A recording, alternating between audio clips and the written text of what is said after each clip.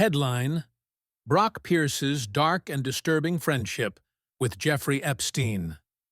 Published at 11:16 p.m., February 2nd, 2026, by Cass Pianci. It's 2010, and Jeffrey Epstein is having a crash out.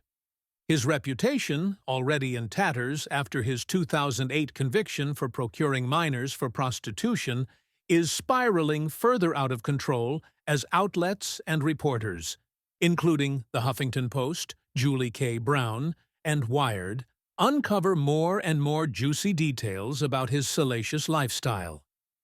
In an effort to halt the decline, Epstein seeks out help from Alfred Seckel, also known as Al Seckel, a serial scammer and illusionist who's been dating Ghislaine Maxwell's sister, Isabel, for years. Epstein tasks Seckel with what he presumes to be a relatively cheap and easy job: wipe the internet of his sins. This proves to be a pipe dream. Whether due to Seckel's own incompetence and greed, or due to Epstein's unrepairable reputation, a $25,000 job becomes a $45,000 job, with an added luxury conference, called the Mindshift Conference, hosted on Little St. John's, and to be paid for by the Epstein Foundation. And so begins the blossoming of a fruitful 8-year-long friendship for Brock Pierce and Jeffrey Epstein. Warning: this article contains descriptions of violence and sexual assault. We have also provided a zipped folder containing the majority of the files we found useful for this article out of the 1,816 results that appear for Brock Pierce in the newly released Epstein files. The Mindshift Conference. The Mindshift Conference, which featured Murray Gell-Mann, Francis Arnold, Reichardt von Wolfshield, Brock Pierce, and many others, came with a hefty $55,000 hotel expense bill, as well as costs for flying out speakers and preparing Little St. John's. It proved to be a spectacular failure for Epstein. Indeed, an event Epstein initially hoped would rival TED Talks was, according to Epstein himself, the worst meeting the Epstein Foundation has ever had. Epstein, who was growing increasingly wary of Seckel's motives, hated the conference so much that he sent an email from Susan to Seckel to complain. The email was filled with all of Epstein's usual spelling and grammatical errors. An email from January 2011, in which Epstein pretends to be a woman named Susan. However, there was one important detail that would have far-reaching consequences buried in the details of this fake complaint. Epstein, as Susan, wrote, "Reichardt was interesting, as was Brock." After this, Epstein found himself interested in Bitcoin and cryptocurrency at large, concepts he previously suggested were only for criminals. This heel turn is namely due to a presentation by, and the oozing charisma of, Brock Pierce. Seckel and Epstein soon had a total falling out, with Epstein telling Ghislaine Maxwell by late 2012 that Seckel is a bad guy. It didn't help that Seckel was involved with deceit involving an Isaac Newton portrait, or that he attempted to sell Epstein a collection of falsified antiquarian books. But the failed conference got Pierce's foot in the door with a potential investor, and he didn't let the opportunity pass. Pierce and Epstein met several times over the course of 2011, and by April, only 3 months after the conference, Pierce was asking Epstein for financial advice. An email from Pierce to Epstein in 2011 asking for feedback about a new online gaming fund he's creating with Clearstone. The pair continued to get closer and closer, and by 2012, their relationship had evolved into something entirely different: a chart illustrating the links between the saga's major players. Read more. New Epstein files reveal contact with Bitcoin dev Andreessen before CIA briefing. Girls, Russian and Ukrainian, to be exact. A year after Pierce and Epstein met, and 4 years since Epstein's procurement of a minor for prostitution guilty plea, a distinct change occurs in the discussions between the two financiers. Women came up a lot, often in disparaging or objectifying terms. The first time Epstein sent women to Pierce, it included someone who Epstein referred to in later emails as "my little Susie" or Sue, and takes place in March 2012 in Los Angeles. Sue would play a major role in the relationship between Epstein and Pierce later. The first record that Epstein sends women to Pierce. In the first record that showed Epstein sending women to Pierce, he told Pierce to "leave your girlfriend home." Pierce replied, "Will do. Broke up with GF last night, so that won't be a problem." A month later, in April 2012, Epstein told Pierce that "my new Russian is in LA working, she knows no one. If you could help her see some of IA, I would appreciate it." In an email from 2012, Epstein describes his new Russian, who is working in LA. Pierce failed. The Russian doesn't meet with him, but after a strange back and forth, he had a concession. "I know a girl in New York you may like. How should I introduce you?" Epstein responded, "Details. She can come to meet when others are there." An email exchange where Pierce shares the name of a girl in NY with Epstein. Epstein replies, "Cute." Only 1 month after sharing the information of the girl in New York, Pierce was given a new mission from Epstein when he told the financier and pedophile that he was visiting Moscow, Kiev, and Odessa. "Take photos and find me a present." Pierce responded with, "Will do." An email where Epstein asks Pierce to "take photos and find me a present." Only 3 days later, Pierce shared with Epstein dozens of images of a woman named Anastasia. He added at the bottom of the email, "Ukraine is now my favorite country." An email from Brock Pierce to Epstein with the subject line, "Anastasia." Read more. Former DCG advisor Larry Summers on list of Jeffrey Epstein's Harvard friends. Business begins. Beginning in 2013, Pierce and Epstein often sought one another out for advice and also started to do business together. In May of 2013, less than a year before its inevitable collapse, Pierce shared with Epstein that he was planning on purchasing the largest Bitcoin exchange in the world, Mt. Epstein sends Pierce an article about the indictment of Liberty Reserve's owners. Epstein, who was unfamiliar with the exchange, asked if it had been seized by the U.S. government. It hadn't. The purchase never occurred, and in April of 2014, it was revealed that Mt. had lost the majority of its users' money. Pierce didn't give up on acquiring Mt., trying again after its collapse with an initiative he named Gox Rising. Also in May of 2013, Epstein spoke to Bill Gross, the co-founder of the Pacific Investment Management Company, PIMCO, the world's current largest ETF manager with $2 trillion AUM, about a Brock Pierce-related cryptocurrency concept.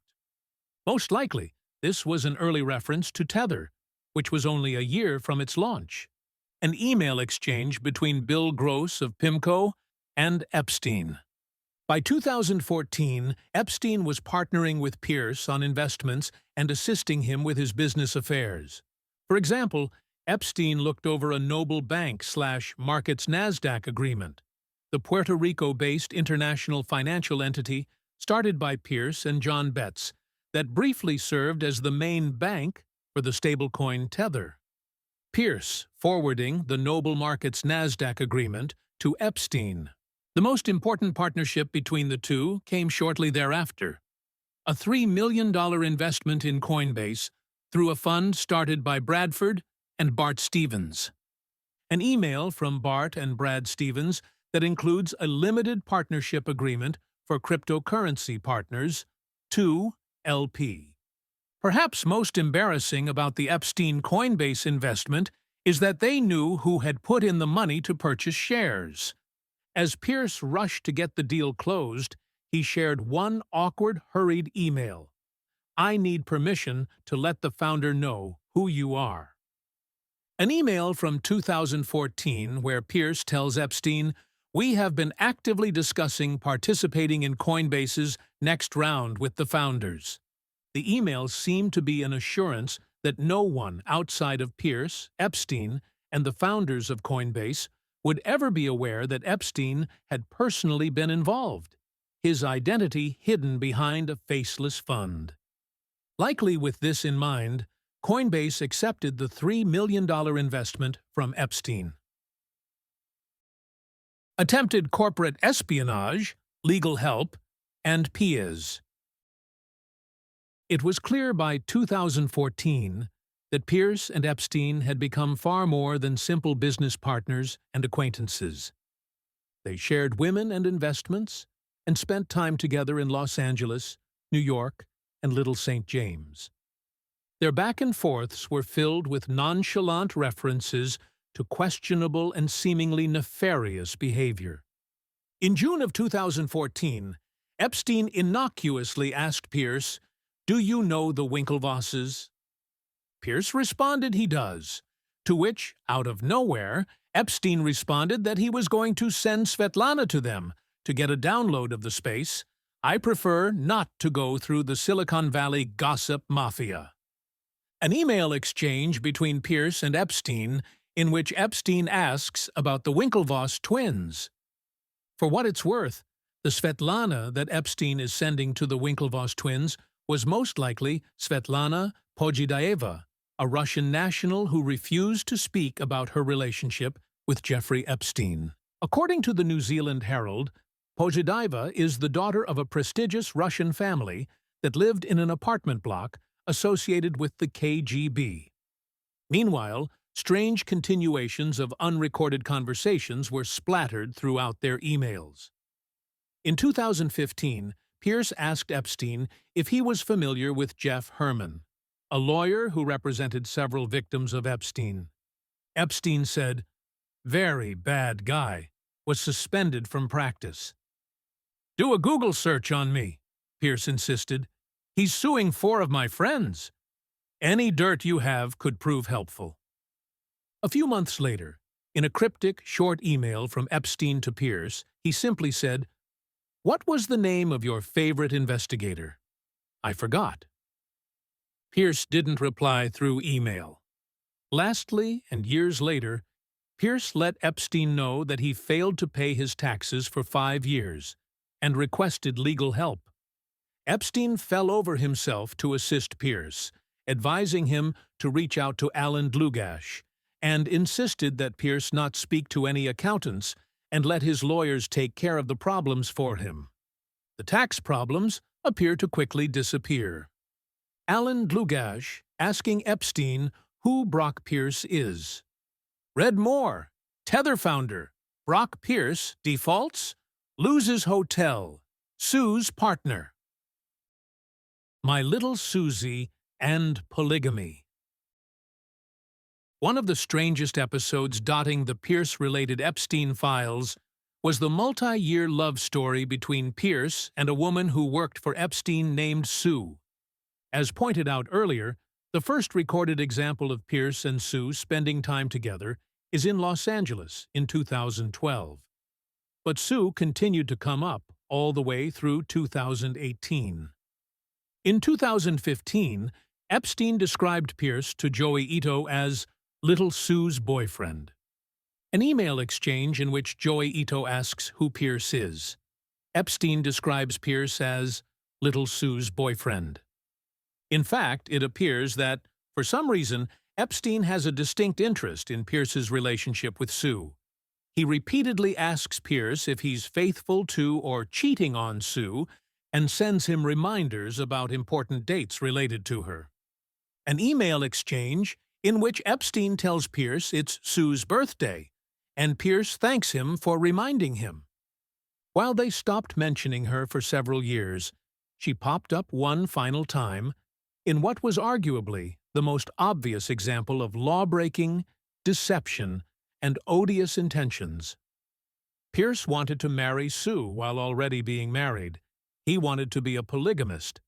An email from Pierce in which he says, "I'm ready to marry Sue, though I'll have 2 wives." Introducing Epstein to Steve Bannon. What perhaps had the clearest real-world consequences in regard to the Pierce-Epstein friendship was that Pierce introduced Epstein to political strategist and chaos agent Steve Bannon in 2016/2017. Epstein asks if Pierce met with Steve Bannon.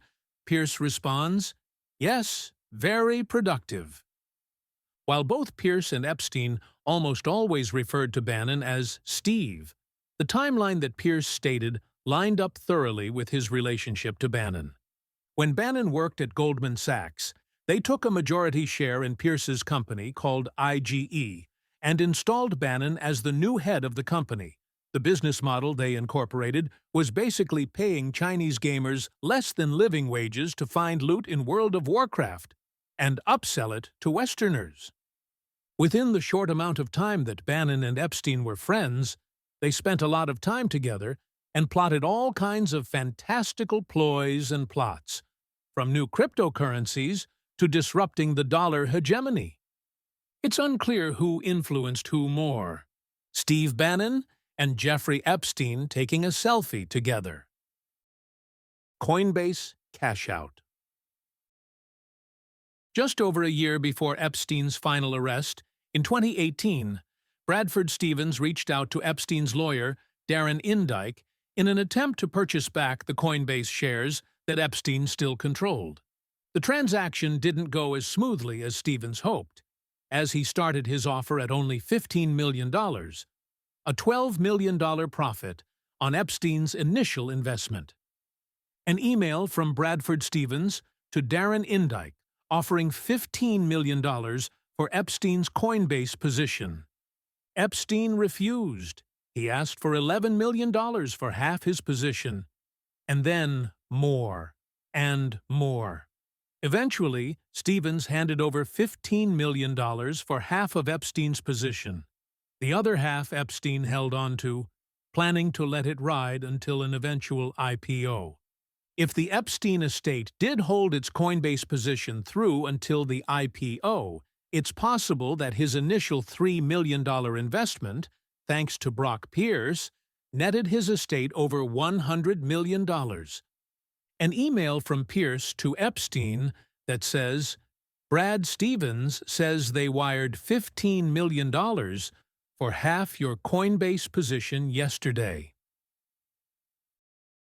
A known pedophile's great friend. Pierce, unlike many other financiers, cultural elites, and venture capitalists, met Epstein after his first conviction and remained a close confidant up to the second arrest. Pierce both profited off his friendship with Epstein and essentially made Epstein tens of millions of dollars. They sent emails often, cared about one another, worried about each other, and shared legal, accounting, and financial advice regularly. There are several emails in which Pierce wishes Epstein a happy birthday, a happy new year, and even one where he tells him, "love you," while inviting him to a boat in Antigua, full of Ukraine's finest. A series of emails circa 2018 from Pierce, inviting Epstein to Puerto Rico. Pierce has done his best to distance himself from his past, from working at Digital Entertainment Network in the early aughts, to moving to Spain with infamous pedophile Mark Collins Rector, to cozying up to chaos agent Steve Bannon. But it's impossible for him to distance himself from Jeffrey Epstein. Brock Pierce and Jeffrey Epstein's legacies will be tied together forever. We reached out to Brock Pierce for comment, and we'll update this piece should we hear back. Got a tip? Send us an email securely via Protos Leaks.